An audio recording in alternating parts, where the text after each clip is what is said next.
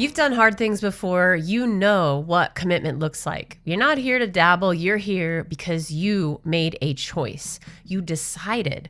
The question for you isn't motivation, it's direction. It's where to put that energy for the most effective and efficient results. Here's how to make sure all of your effort goes somewhere super productive. This episode's called All In, and it's for the driven adult with no violin background, channeling ambition into the right kind of work. Have you taken on a significant challenge before? I bet you have. One that others thought was too hard or too late for you, and you've seen it through. Many of my current students come from backgrounds of being CEOs, pilots, therapists, or in a line of work that takes diligence and effort, consistency, and commitment. Do you find that when you commit to something, you go all the way and half measures frustrate you? If so, violin is the perfect fit because half measures on the violin are more like zero measures. Wouldn't you agree? It would be so exhilarating to have a clarifying framework for channeling that drive step by step so that you didn't miss a beat, so that you didn't have to curate the information on your own or go swimming around in something that maybe was a waste of time, and you could accelerate your development. And what if the only thing standing between your ambition and the result was just knowing where to aim that focus? If we haven't met, I'm EP Archer, and I help committed adults over 30 play the violin with beautiful tone and unshakable confidence without compromising who they are or the music they love. Now, I am this avatar, and I have been since I was 8 years old, but the way that I express this avatar and how I connect to music through violin has changed over the years and has taken different incarnations, transformations, and accelerations. And I want to tell you about those as well as the ones coming directly from my students. You see, ambitious players have a very specific gift. They don't need external motivation. They have an internal compass. They just need the map. So when we follow a clear progression with measurable milestones and specific feedback and expert advice, they can outwork almost anyone. The only danger is misdirected intensity. So if you're holding the violin in a way that could damage your body or your system, or in a way that's simply ineffective, that is going to hurt you way more than someone else who's just dabbling or having fun doing the same sort of technique. So creating that laser focus, that crystal clear path so that you can build on it and use your intensity and your ambition and your desire to really excel and to really create a transformation for you, not just in months or years, but a daily transformation, a weekly progress, and something that is measurable consistently over time in a way that you can hear and feel and see. One of my favorite examples of this type of player is Tracy Silverman, electric violin innovator. He created the strum bowing method, and he built an entirely new vocabulary in doing so. He didn't have a template or a roadmap, just his pure ambition and his super amazing intelligence, plus his big heart. He's a great guy. If you ever get the chance to meet him, I highly recommend it. His extended technique work didn't happen overnight, and it didn't happen from a book or anyone else's instruction. It came from solving a problem, how to play rhythmically on the violin, and his focus, systematic exploration, plus his ambition created something we can all use today. Take Deninzon. He took violin to rock, into jazz, into his own group Stratospherius, and into the band Kansas, an established band with a fiddle player who played certain things a certain way. This isn't just classical crossover. This is a driven musician who solved a problem for the band he was hired to work with.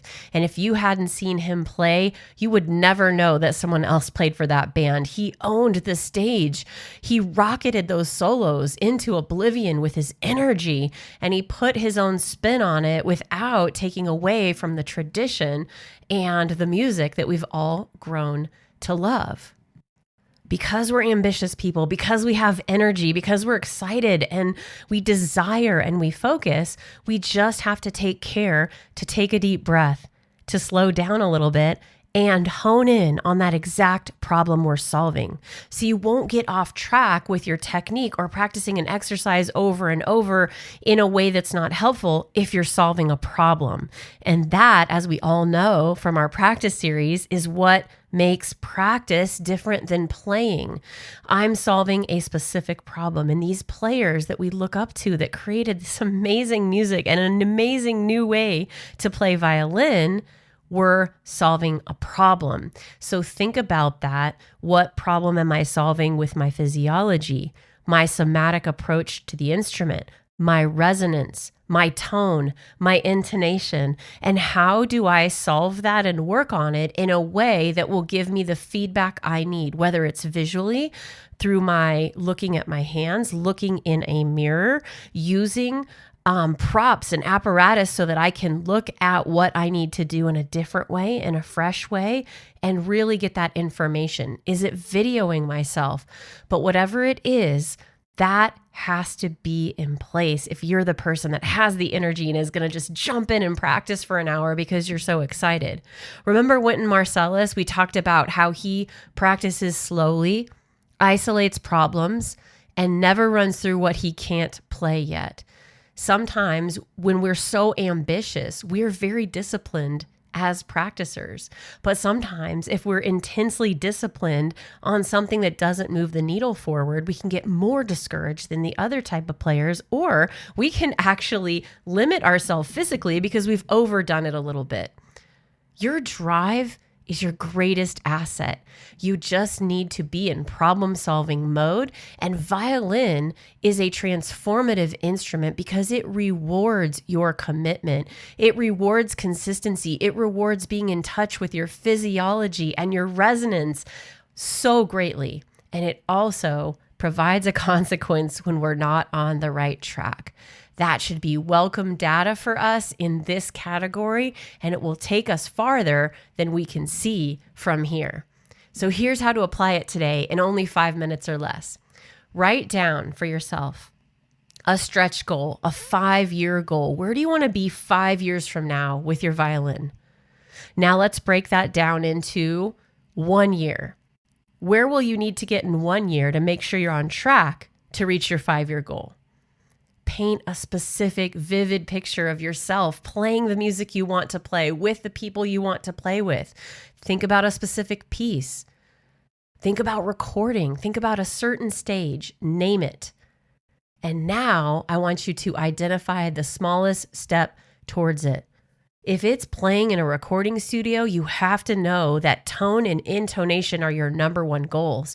You'll have chances to re-record, but if your technique doesn't give a foundation that has pure, beautiful diamond intonation and a clear, ringing resonance that comes through your body, that recording goal is going to be farther away than ever. So what's the one piece that you need to move towards that goal? Not the finish line, but the next step. And then let's parse it out. Where do you want to be in 6 months, 3 months, 1 month?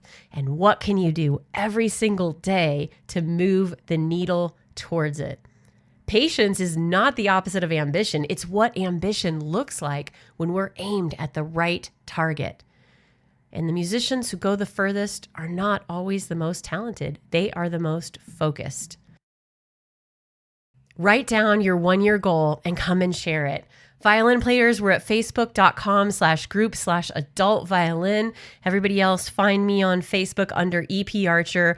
Come tell us your 1-year goal and let's get you moving towards it because you are all in, and that means your best music is on the other side. And I can't wait to see you there.